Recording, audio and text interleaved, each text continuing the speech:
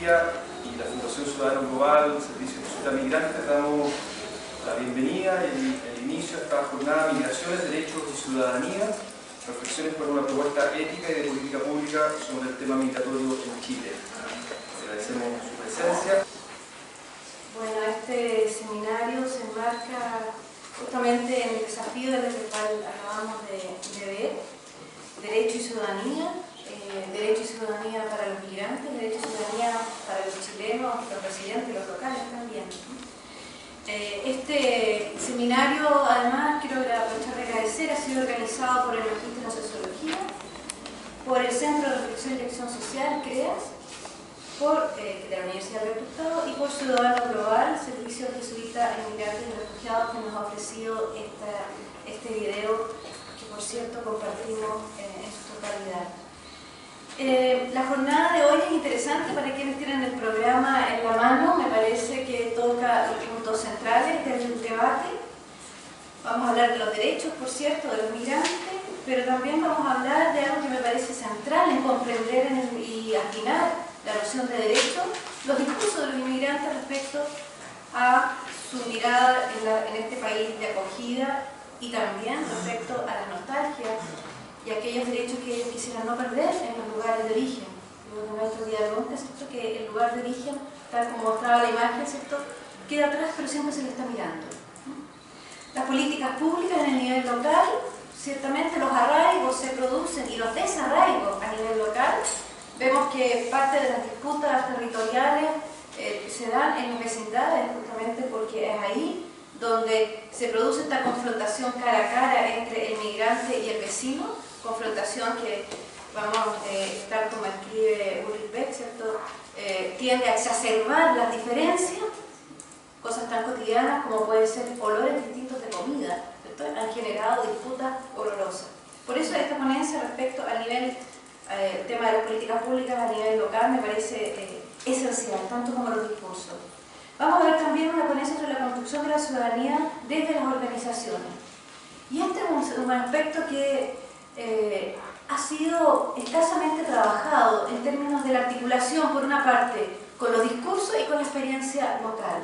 Si no sacamos esta experiencia del desarraigo, del arraigo desde el individuo migrante y no lo transformamos en un problema social, no hay manera, no hay salida. La soledad y el aislamiento de muchos migrantes y en este disciplinamiento brutal que pone además la experiencia del trabajo y la integración, si no se transforma y no se comunica en términos de la sociabilidad de las redes sociales, tampoco hay posibilidad de transformarlo en una experiencia política. La cotidianidad se transforma en experiencia política cuando podemos comunicarlo. Y finalmente Pablo Salvat nos va a cerrar esta mañana de trabajo con una propuesta ética para pensar y actuar sobre la migración. Propuesta ética que tiene, ¿cierto?, justamente una entrada en lo que es la discusión sobre los derechos y sobre la ley, que está aquí en el tapete. Quisiera solamente destacar dos puntos que no estoy tan segura de ver en el video, ¿no? Me preocupé, al final puede ser que haya algo de eso. Pero quisiera poner un énfasis. Nosotros hemos trabajado durante 3 años con la Federación Internacional de Universidades Católicas, FIUC. Afuera hay unos paneles que sintetizan parte de estos resultados. Lo que Todorov llama el miedo a los bárbaros.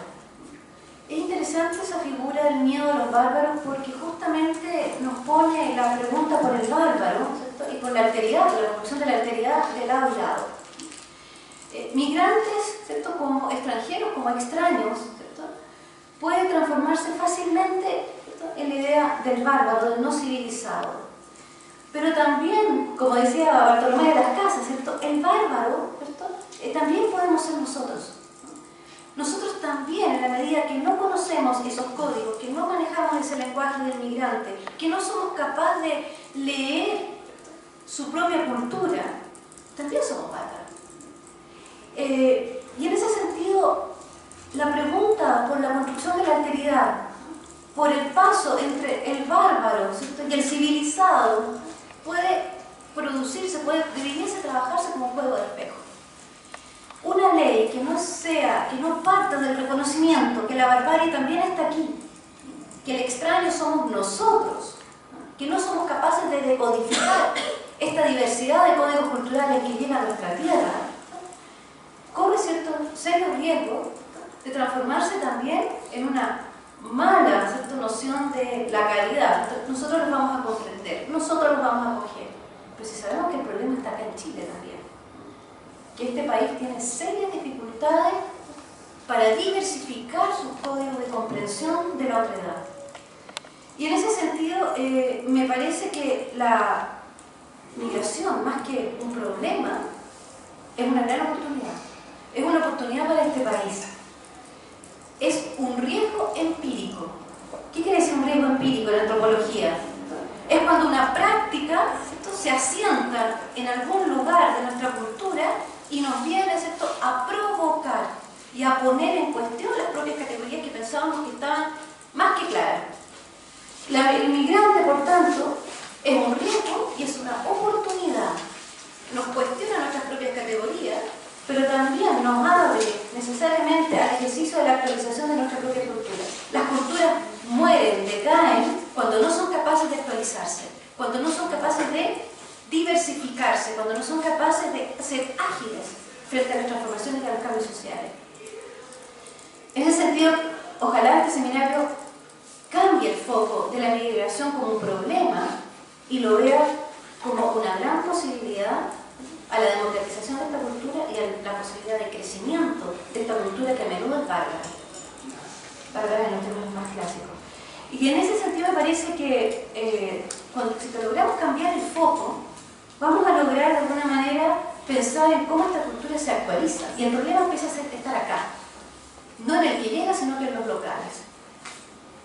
Ustedes se acuerdan, me imagino, yo siempre lo cito porque para mí fue una de las figuras. Yo trabajaba en esa época, en la época del terremoto, en febrero trabajaba en La Chimba, en el fondo decían en La Chimba, y en pleno terremoto, ¿cierto?, y todas sus réplicas, vi como los migrantes peruanos y latinoamericanos, ¿cierto?, salían de sus casas a ocupar y a dormir los espacios públicos de la ciudad. ¿Cuál fue el mensaje del alcalde de ese momento? ¿No? A los peruanos especialmente. Además vino un avión desde Perú, ¿cierto?, a traer ayuda a Chile, ¿no? Solamente a los migrantes peruanos. El mensaje de Sabaquel fue súper claro y fue brutal, ¿no? Fue bárbaro, yo diría. Fue decirles, si ustedes no entienden que en Chile en los terremotos se viven puertas adentro, es decir, en el patio de atrás y no en las plazas y en los espacios públicos, tienen que volver, pueden irse. O comprenden la cultura chilena o se regresan. ¿Qué es eso? Tuvimos la visita del maravilloso colombiano que había ganado un premio internacionalmente en Antioquia, producto justamente del trabajo colectivo y organizado para enfrentar los terremotos. Y él decía, Chile está loco, recorriendo Talca, decía. Los chilenos viven en los terremotos puertas adentro. Eso no existe en América Latina, solo en Chile. Porque somos bárbaros. O sea, porque consideramos de mal gusto, qué sé yo, ¿cierto?, vivir colectivamente esa desgracia. Preferimos morir, ¿cierto?, aplastados por una pared en el patio trasero antes de exhibir nuestra miseria colectivamente. La dificultad que tenemos los chilenos, ¿cierto?, de explicitar, de construir comunidad, de vivirlo solidariamente, puertas afuera, de mostrarnos nuestra desgracia frente al vecino, es un ramo que no está en América Latina y tenemos la posibilidad maravillosa de empezar a comprender y aprender de nuestros hermanos migrantes, nuestros hermanos latinoamericanos. Esa frase de Sabaquel es una vergüenza. Entonces, cuidado con el tema de los derechos, ¿cierto? Porque aquí también hay un problema interno que nos dificulta avanzar en nuestros propios derechos. ¿Qué es esto de tener que morir en el patio trasero de la casa? Porque las plazas no están hechas ¿para qué están hechas las plazas entonces? Me pregunto. Si no es para construir la vida activa, como decían, la política es eso, construcción política, es ser capaz de salir de la vivienda, ¿cierto?, en una situación de ese tipo, además extrema, y construir colectividad, construir la carpa, construir la olla común, ayudarnos entre hermanos.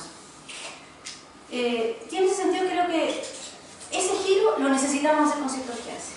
No quiero aburrir más, pero quiero simplemente terminar la presentación y agradecer además especialmente a Elaine que me invitó y me dio 10 minutos.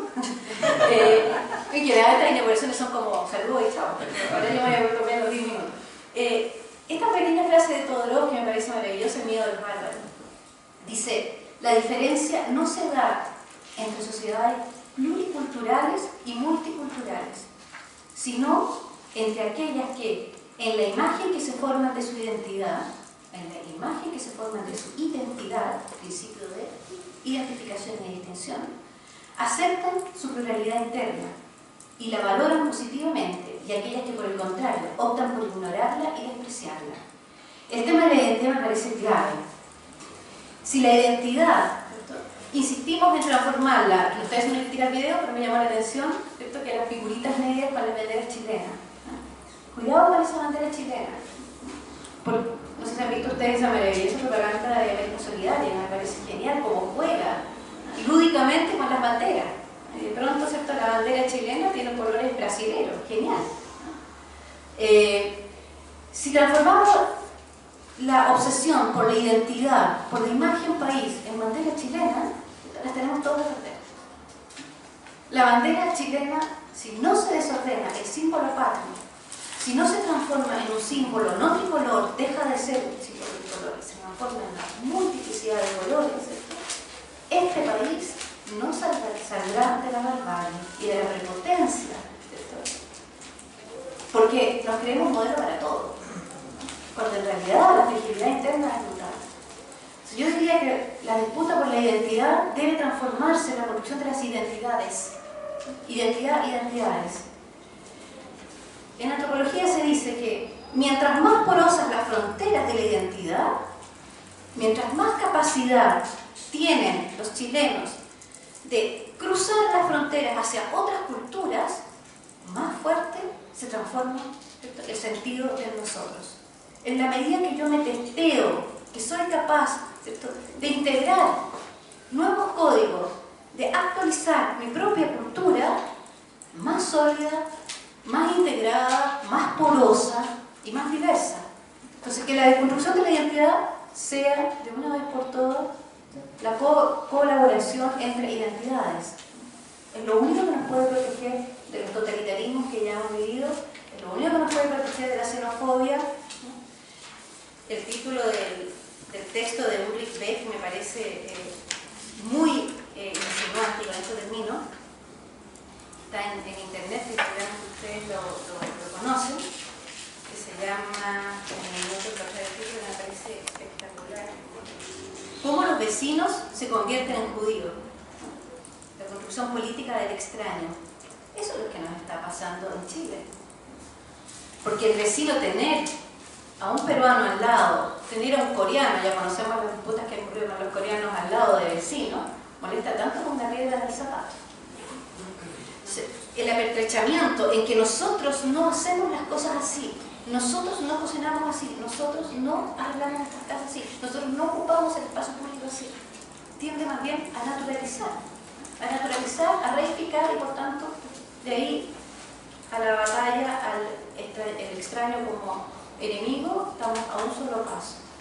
Bueno, estaré hoy día en parte de la mañana acompañándolos y les agradezco la invitación y la posibilidad de escucharlos. Muchas gracias.